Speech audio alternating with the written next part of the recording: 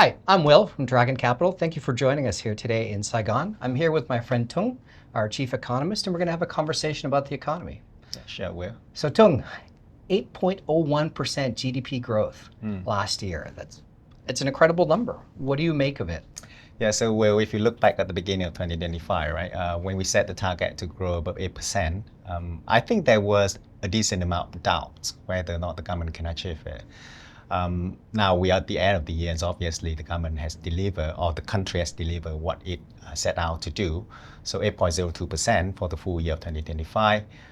I think beside the number that we saw in 2022, which was a rebound from the COVID low, this was a stronger performance in over a decade. So that was a very strong GDP number, right? So it clearly has to be one of the strongest globally. Yes. But was that driven by good policy, or was that by good decisions by businesses, or was it an interplay with the two? I think it's a mix. Well, obviously the notion that the government came out with a number of resolutions to clear the path for the private sector to prosper, to basically grow to their full potential, right, in 2025 was very important.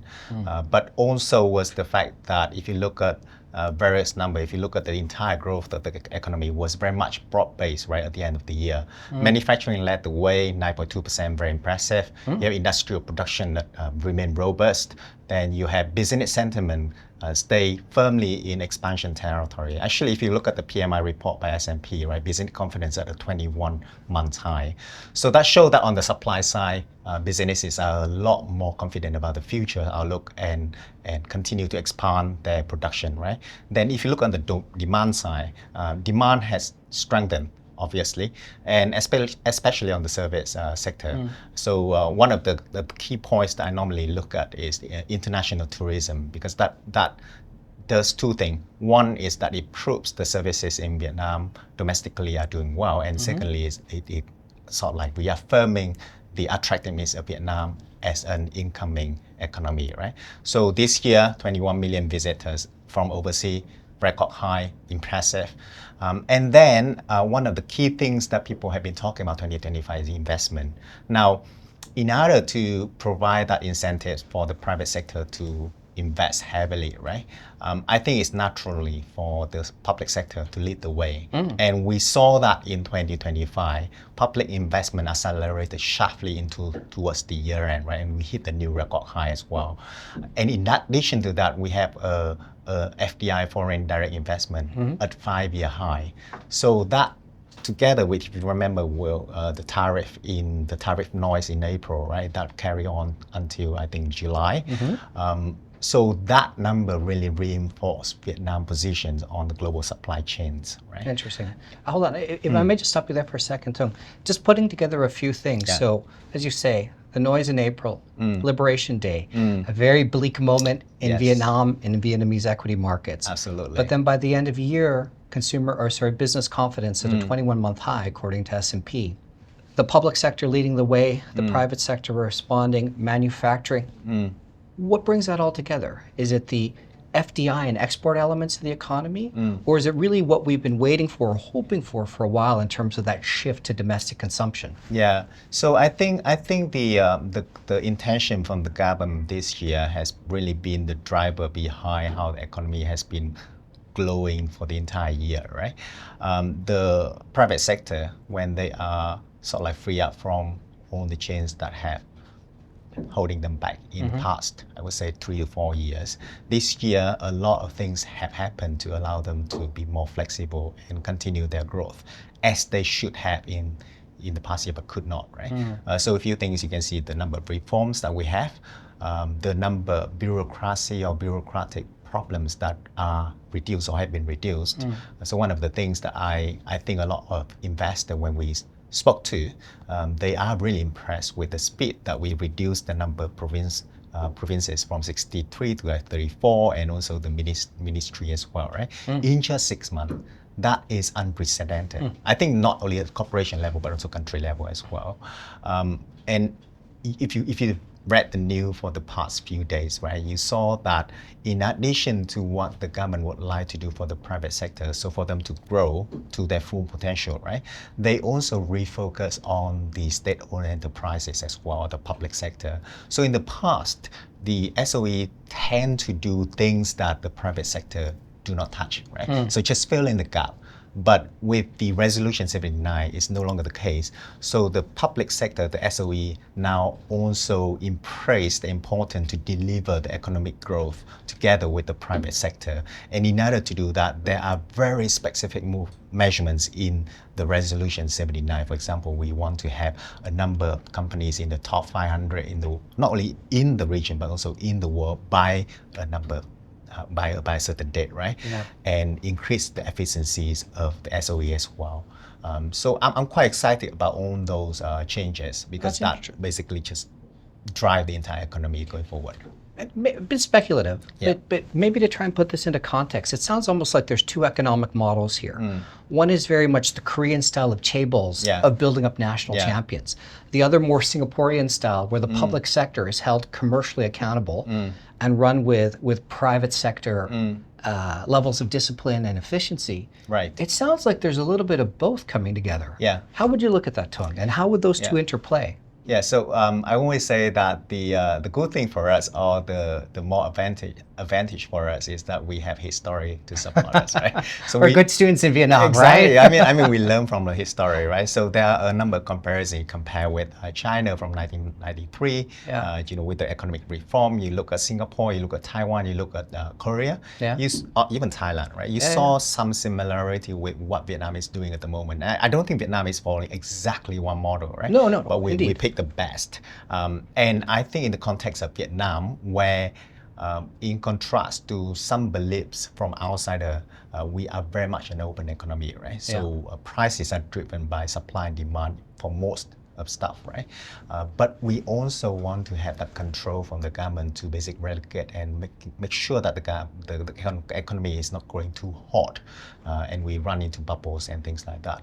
I think the two countries that you just mentioned, like Singapore and Korea, you are absolutely right. It's a mix of both. And when you look at contribution of the private sector, 51% at the moment, right? Public sector call it 30%, and the rest is FDI.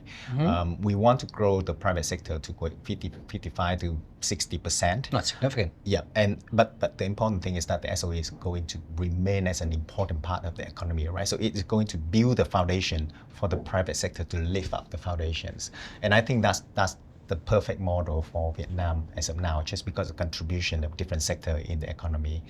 We had the benefit of Korea because we do have some conglomerates that can compete with not only the regional peers, but also global peers as well, right? But at the same time, our SOE are so important. If you look at some of the organization that we have in Vietnam from the public side. But you touched on it briefly and talk about the risk of overheating in the economy. What other risks do you foresee out there? I mean, look, this is positive. We know the fundamentals in Vietnam are strong. The numbers have been delivered, but we know the world has ups and downs. What are the things that investors or Vietnam watchers should be looking at to see if signs of things overheating or things going wrong? Yeah, so I think going back to the point that Vietnam is an open economy, right? I think it's going to be difficult for us to avoid global crisis, right? But over the years, in contrast to the Vietnam economy back in the 2008 to 2011 period, when we basically rely on external factors to drive the economy, right? FDI, exports, so on and so forth. Now I think the economy is strong enough for us to be driven by internal strength. Don't get me wrong, export is going to be an important part of the economy, right? But to me, that is going to be the balancing factor rather than the driving factor. The driving factor is going to be internal, right? And internal right now, we still have quite a lot of rooms to grow without causing any instability. To give an example, inflation for 2025 was 3.3%. The government has a ceiling of 4.5% because obviously they want to make sure that things are going at a sustainable, stable pace, right? And so that means for the most part, monetary policy can remain to be on a supportive level, right? Interesting. But but this is where I think is getting more interesting to me. Will for the most part of 2025, monetary policy was on easing stance, where interest rate were kept low, and that sort of like kick off the economy, right? And so we got a really strong first 3-quarter growth. In Q4, just to prepare for the next year and also to reduce the stress on the banking system, because our credit has been growing quite rapidly, deposit not so much, lagging behind. So we saw a bit of pickup in the deposit rate, which to me 50 to 100 basis point is a healthy adjustment for us to prepare for the next phase of expansions. Right? So going back to your question, Will, if at some point in time, where we see the inflation picking up rapidly, which my base case is not going to be the case because of all the investment in infrastructure that will drive logistic costs down, input costs down. I think that's the first sign worry, that not exactly worry, but something that we should show monitor strain. closely. Exactly. Or let's say that the gap between the deposit rate the deposit into the banking system and the lending from the banking system continue to widen. I think that is also another macro instability that should be monitored closely. People have been talking about real estate prices, but to me, real estate prices are a problem in major cities, and that is not strange. That is not something. Sorry, let's unpack that a little bit, because that's obviously something our audience is very familiar with. Real estate pressures in East Asia, right? Is when you say real estate prices are a problem in big cities, is that in terms of affordability, or is that in terms of excess supply?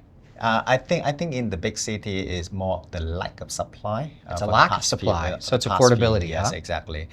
So if you look in Ho Chi Minh City, for example, if you look at the CBRE report, the new supply for last year, for 2025, was actually relatively low compared to the demand in the city, right? Obviously, if you expand the city, including the what I call the old regional city, right, Vinh Dương Đồng Nai, you saw different project, or Cần Giờ as well, right?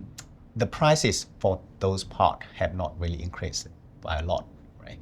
And if you look at the headline increases in prices, and you look into the details, you recognize that the increase in the headline prices are caused by a apple to orange comparison. What I mean by that is that if you look at 2024, a lot of supply was in the middle pack, right? But this year for 2025, almost all supply was on the luxury to super luxury component. So obviously when you look at the reference points are different. Exactly.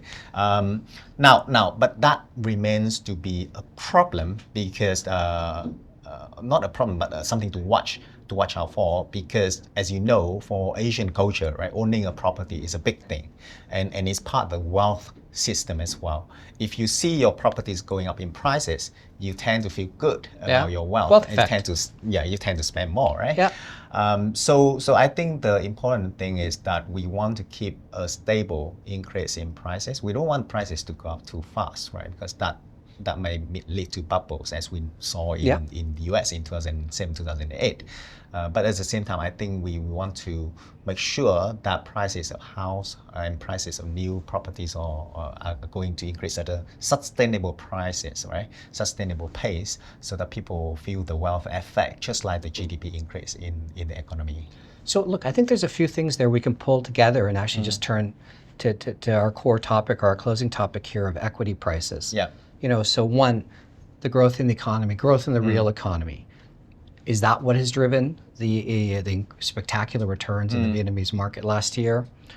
Or is it the wealth effect? Is it the affluent in Vietnam having that additional money, having the opportunity to find returns from the equity market that exceed that they have in deposit rates or other assets?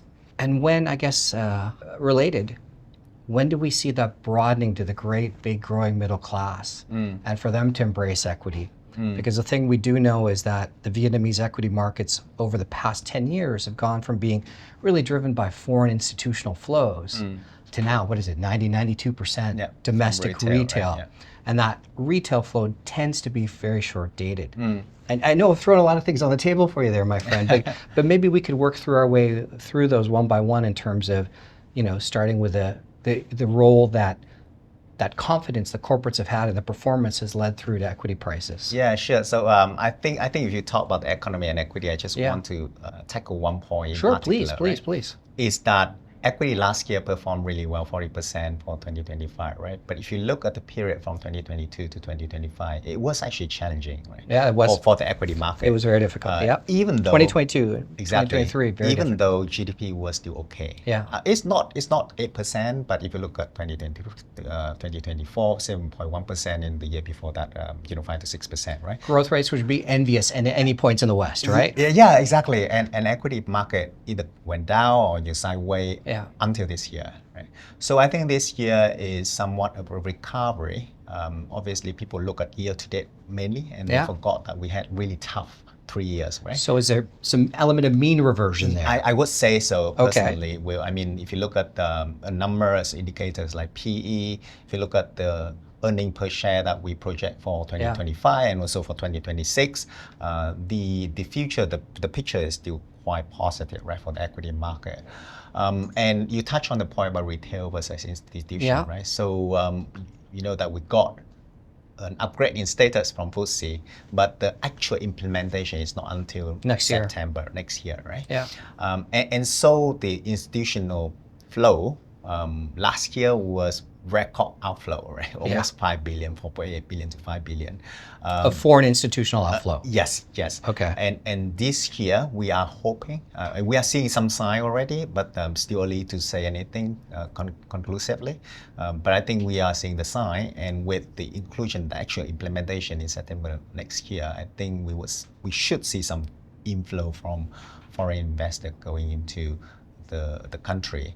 That is on the long duration money from overseas. Now, on the long duration money domestically, I think the government is also quite aware of the mismatch between the duration of something that you want to invest for a long time. Well, especially with the government's infrastructure agenda. Yes, exactly. Yeah. So we have, as you know, the National Financial Center as part of what we want to build. We are encouraging more and more establishment of funds, and perhaps, hopefully, we have some resolution that would allow funds to operate in a more flexible way, some incentives for funds to open their operation in Vietnam. That would create more long duration money in Vietnam and hopefully not only stabilize the market. So we have less volatility, but also an increase in the value of money. So capital markets reform not as an end in itself, but as an enabler of the government's policy goals for infrastructure and the broader economy. I would say so. That's credible to me. Absolutely. Because if you look at what the government has been trying to do, right, FTSE is not the end. No. They clearly said that with what they came out to say, that we want to be in MSCI by 2030. Not only that, but also the government to be rated investment grade.